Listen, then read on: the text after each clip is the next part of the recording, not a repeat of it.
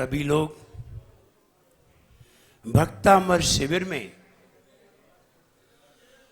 कुछ ऐसी बातें सीखने के लिए उपयोग पूर्वक आए हैं जो बातें हो सकता है आचार्य मानतुंग महाराज होते तो बताते, वरना सभी लोग बता देते। जब आपको पता चलेगा तो पता चलेगा कि ये वो बात है जो आचार्य मानतुंग महाराज ही बता पाते, और कोई बताते तो इतना नहीं बताते। ऐसा भक्तामर आप सीखने के लिए लालायित हैं, बड़े मन वचन काय पूर्वक आए हैं, मन बना करके आए हैं। और ध्यान रहे, आदि विद्या तब आ जाती है जब आप मन बना लेते हैं।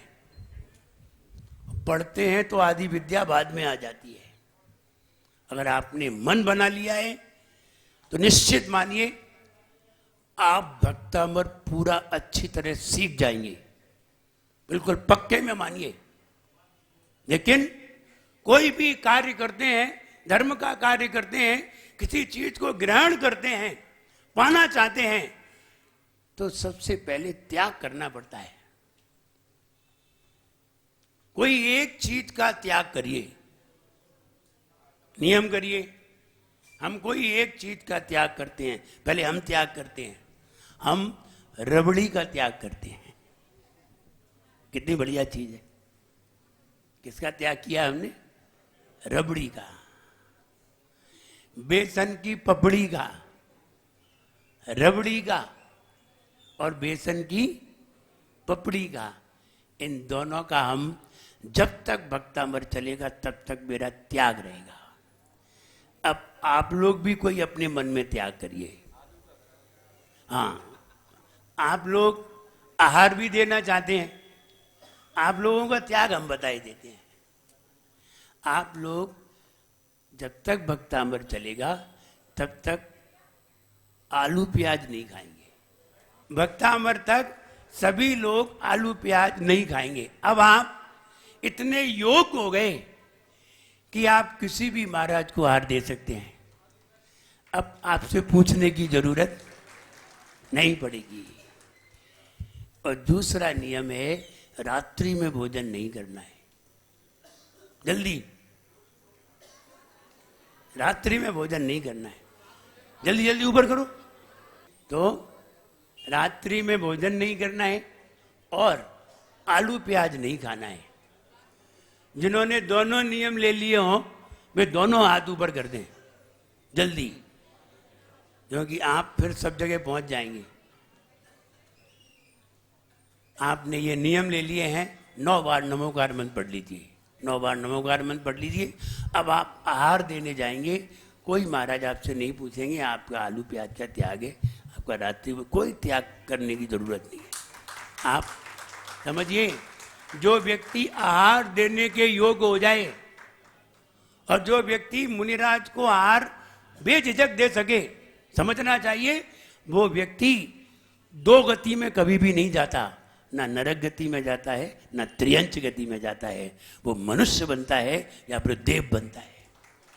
इसलिए आप सभी लोग हैं तो इंसान, लेकिन भविष्य के स्वर्गवासी हैं।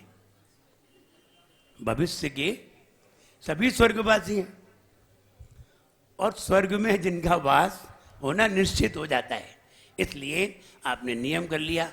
अब भक्तामर अपन चालू करते हैं। भक्ति जो गाए भक्तामर, भक्ति जो गाए भक्तामर, मौत स्वयं जाती मर मर। भक्ति जो गाए भक्तामर, मौत स्वयं जाती है मर मर। भक्ति जो गाए भक्तामर, मौत स्वयं जाती मर मर। भक्ति जो गाए भक्तामर, मौत स्वयं जाती मर मर। कहते मान तुंग गुरुवर, कहते मान तुंग गुरुवर, कहते मान तुंग गुरुवर, कहते मान तुंग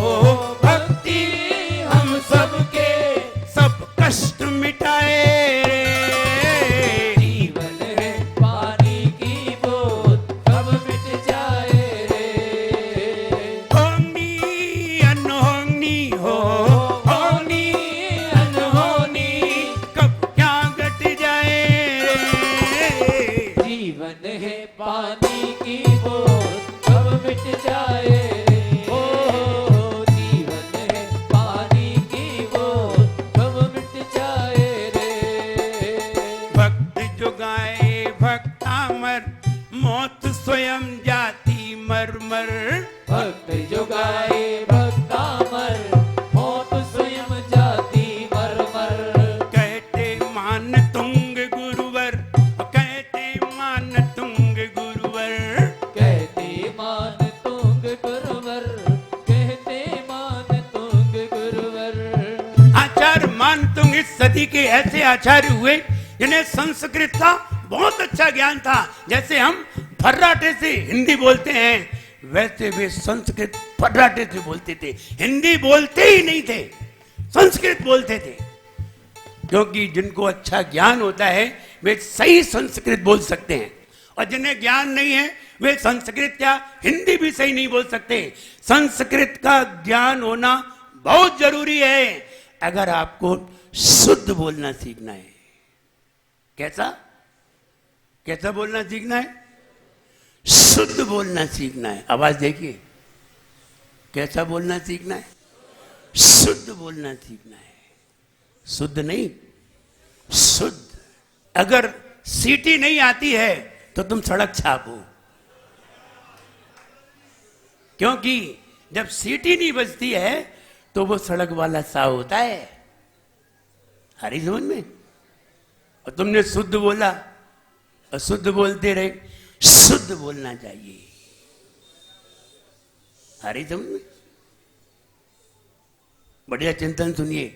जो व्यक्ति शुद्ध नहीं बोल सकता वो कभी अशुद्ध भी नहीं बोल सकता। सन्नाटा छा गया, डर गए ना? शुद्ध वही बोल सकता है जो अशुद्ध बोलना जानता हो, और जो अशुद्ध बोलना नहीं जानता है वो शुद्ध भी नहीं बोल सकता। कहो पंकज जी चकराए कि नहीं? हाँ चकरा गए। तो प्रोफेसर हो तो क्या हुआ,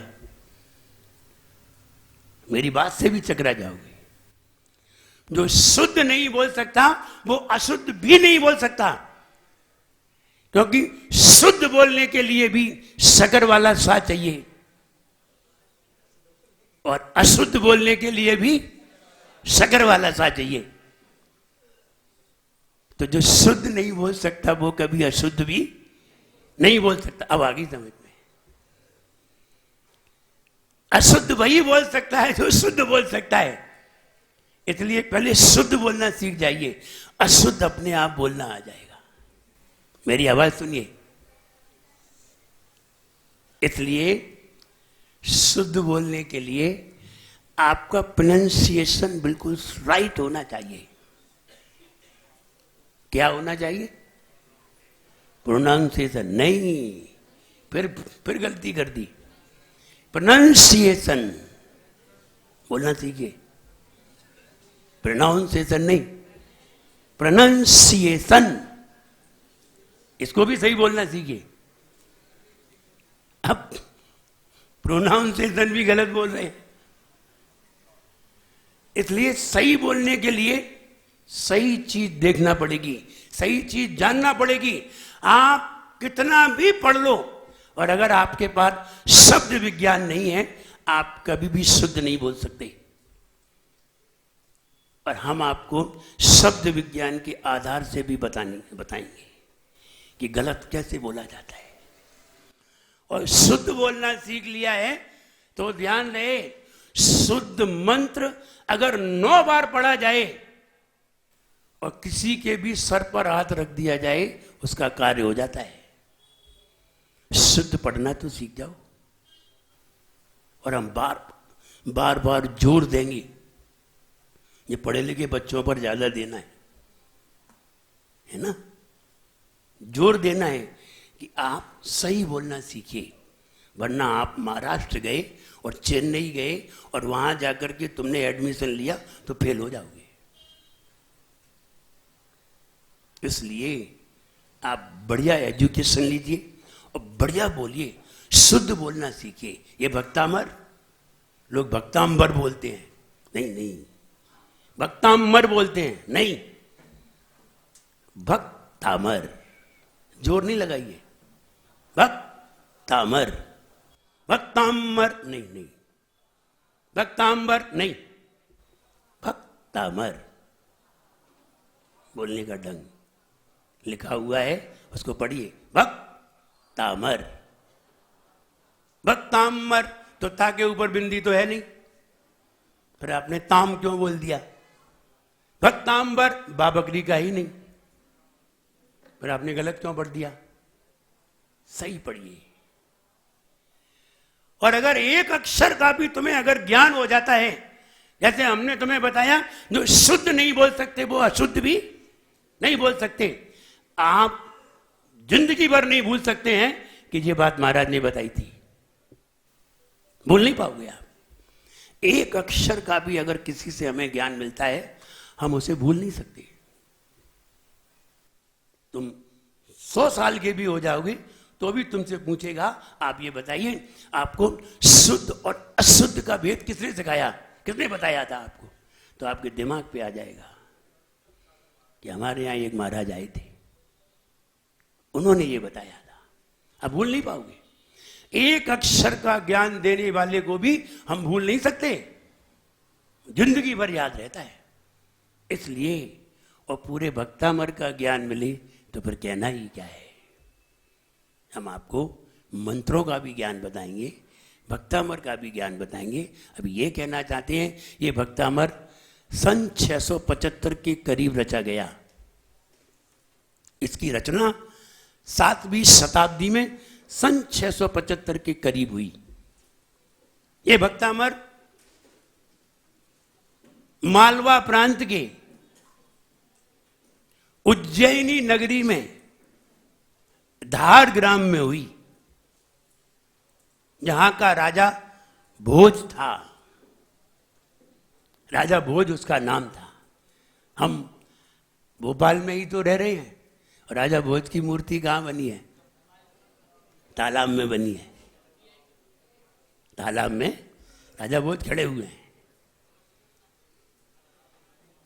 तो राजा भोज की मूर्ति बनाई गई। राजा भोज अच्छा ज्ञानी था, उसको ज्ञान की बहुत ललक थी, जैसे कि आपको ललक है। जरा सा भक्तामर पढ़ाने का नाम लिया, आप सब दौड़ के आ गए। ललक है कि नहीं? ललक है। ये ललक होना चाहिए। जितनी तीव्र ललक होगी उतनी तीव्रता से समझ में आएगा। इसलिए डीपली होना चाहिए। सुनना है ना, मालूम कल कौन सी बात ऐसी बता दे जो हम नहीं सुन पाएंगे, तो मेरे ज्ञान में नहीं आ पाएगी। कहने का मतलब, वो राजा भोज ज्ञानी था, ज्ञान से बहुत प्रेम करता था। इतना प्रेम करता था, कोई भी ज्ञान की बात बताए तो वो फौरन उसका बहुत सम्मान करता था। हुआ ये, एक दिन राजा भोज के दरबार में सेठ सुदत्त का एक पुत्र आया। सेठ सुदत्त का एक पुत्र, जो कि नाम माला पढ़ रहा था। संस्कृत में एक नाम माला है जिसको हम सिनोनिम्स वर्ड कहते हैं, पर्यायवाची वर्ड कहते हैं। जैसे कि स्त्री, भार्या, महिला, औरत, वुमन, ये सब किसके नाम है? एक ही पर्याय के नाम है, सिनोनिम्स। हम सिनोनिम्स किसे कहते हैं? पर्यायवाची को। और जिसमें सिनोनिम्स सारे होते हैं उसे क्या कहते हैं? बताइए कोई। जिसमें सारे वर्ड के सिनोनिम्स होते हैं उसे क्या कहते हैं? डिक्शनरी? नहीं, डिक्शनरी नहीं कहते। आप लोग कॉलेज में पढ़ते हैं, उसको क्या कहते हैं? उसे कहते हैं थिसोरस। उसका नाम होता है थिसोरस, जिसमें सारे सिनोनिम्स होते हैं। डिक्शनरी नहीं कहते। डिक्शनरी में तो अलग अलग वर्ड होते हैं और सारे वर्ड होते हैं। सारे वर्ड होना अलग बात है, उसमें सिर्फ सिनोनिम्स होते हैं।